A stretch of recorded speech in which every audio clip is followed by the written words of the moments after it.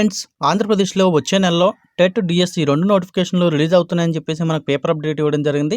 So రెండింటిని వేరువేరుగా నిర్వహించేలా ఆలోచన అనేది చేపట్టడం జరుగుతుంది. టీచర్ పోస్టుల భర్తీకి అధికారులు కసరత్తు ప్రారంభించారు.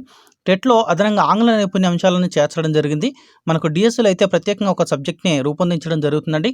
వచ్చే డిఎస్సిలో మనకు అన్ని కేటగిరీల్లోనూ ఆంగ్ల నైపుణ్య పరీక్ష అనేది తప్పనిసరిగా పొందుపరచడం జరుగుతుందని చెప్పేసి మనకు అప్డేట్ ఇవ్వడం జరిగింది.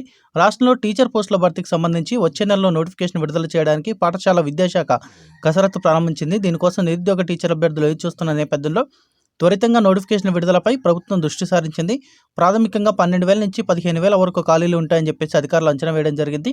వైఎస్ఆర్ కాంగ్రెస్ పార్టీ అధికారంలోకి రాగానే విద్యాశాఖలోని దాదాపు 18,000 మందికి పదోన్నతులు కల్పించారు. వీరిలో 10,000 మందికి పైగా పై స్థానాలకు వెళ్లడంతో ఆ కింది పోస్టులు ఖాళీగా అయ్యాయని చెప్పేసి మనకు క్లియర్గా మెన్షన్ చేయడం జరిగిందండి. సో టీచర్ పోస్టుల భర్తీకి ముందుగా టీచర్ అర్హత పరీక్ష నిర్వహించాలని ఆలోచిస్తున్నారు. గతంలో టీచర్ అర్హత అంటే దాన్ని టెట్ అని పిలవడం జరుగుతుంది. టీచర్ నియామక ప్రక్రియ పరీక్ష టీఆర్టీని కలిపి టెట్ కమ్ టీఆర్టీగా నిర్వహించారు. అయితే ఈసారి రెండింటిని కలపకుండా వేర్వేరుగా నిర్వహించాలని విద్యాశాఖ భావిస్తుంది. జాతీయ విద్యా హక్కు చట్టం ప్రకారం టెట్ను ఏటా 2 సార్లు నిర్వహించాలి. అయితే మనకు 2018లో టెట్ను ఒకసారి నిర్వహించారు. ఏడాదిలో ఎన్నికలు, కొత్త ప్రభుత్వం ఏర్పాటు తదితర కారణాల వల్ల దానిపై అధికారులు ఎలాంటి నిర్ణయం తీసుకోలేకపోయారు. కాబట్టి సో మనకు ఏటా పోస్టుల భర్తీకి చర్యలు తీసుకోవాలని ప్రభుత్వం నుంచి స్పష్టమైన ఆదేశాలు రావడంతో టెట్, డిఎస్సి నిర్వహణకు అడుగులు వేస్తున్నారు. డిఎస్సి కన్నా ముందుగా టెట్ నోటిఫికేషన్ జనవరి 1వ వారంలో, తర్వాత నెలాఖరున డిఎస్సి నోటిఫికేషన్ విడుదలయ్యే అవకాశం ఉందని పాఠశాల విద్యాశాఖ వర్గాలు వెలువరిస్తున్నాయి.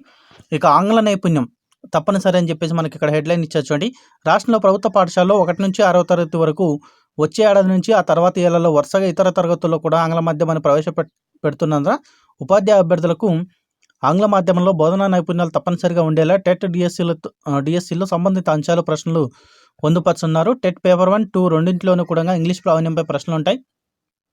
పేపర్ 2ఏలో భాషాంశాలు, కమ్యూనికేషన్ ఇతర సమగ్ర నైపుణ్యాలు పరీక్షిస్తున్నారు. కాగా డిఎస్సి 2018లో కొన్ని ప్రత్యేక పోస్టులకు ఆంగ్ల నైపుణ్యాలపై ఒక పేపర్ పెట్టారు. ఈసారి ఆంగ్ల మాధ్యమం తప్పనిసరి అవుతున్న నేపథ్యంలో ఎంపికయ్యే టీచర్లు ఆంగ్ల నైపుణ్యాలు పరిశీలించేందుకు ప్రత్యేక పేపర్ పెట్టనున్నారు. అలాగే టెట్లో ఇప్పుడు అడుగుతున్న అంశాలకు అదనంగా మరికొన్ని అంశాలను కూడా చేర్చనున్నారు అనమాట.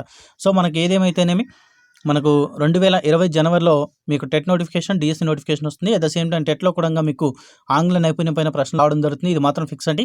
అండ్ డిఎస్సిలో కూడా ఆంగ్ల నైపుణ్యం పైన మనకు ప్రత్యేక పేపర్ అనేది అన్ని సబ్జెక్ట్స్లో కూడా పెట్టడం జరుగుతుంది, అన్ని కేటగిరీలో కూడా.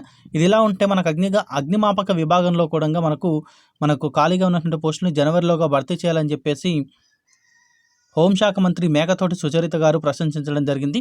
అగ్నిమాపక సిబ్బంది ప్రజలకు ఆపద్బాంధులుగా విశేషమైన సేవలను అందిస్తున్నారని హోంశాఖ మంత్రి మేకతోటి సుచరిత ప్రశంసించారు. విశాఖ నగరంలోని సూర్యాబాగ్లో 1.24 కోట్లతో నిర్మించిన అగ్నిమాపక కేంద్రాన్ని ఆదివారం ఆమె ప్రారంభించారు. ఈ సందర్భంగా మాట్లాడుతూ ఆమె ఈ విషయాన్ని చెప్పడం జరిగింది. అగ్నిమాపక శాఖలో ఖాళీగా ఉన్నటువంటి పోస్టుని జనవరి ఎల్లులోపు మేము ఈ పోస్టులో కూడా భర్తీ చేస్తామని చెప్పేసి మనకు ఇన్ఫర్మేషన్ అయితే ఇవ్వడం జరిగింది. ఫ్రెండ్స్, మనకైతే జనవరిలో ఈ 3 నోటిఫికేషన్లు టెట్, డిఎస్సి, అగ్నిమాపక శాఖలో ఖాళీగా ఉన్నటువంటి పోస్టులకు కూడా నోటిఫికేషన్ వచ్చే అవకాశం ఉంది. మీరు ఇటువంటి అప్డేట్స్ మిస్ కాకుండా ఉండాలంటే మా ఛానల్ని సబ్స్క్రైబ్ చేసుకోండి. ఆల్రెడీ సబ్స్క్రైబ్ చేసుకున్నటువంటి వాళ్ళు బెల్ బటన్ నొక్కి యాక్టివేట్ చేసుకోండి. నోటిఫికేషన్ రానట్లయితే మీకు ఈ వీడియో కనుక నచ్చితే లైక్ చేయండి, తప్పకుండా వీడియోని షేర్ చేయండి. Thanks for watching.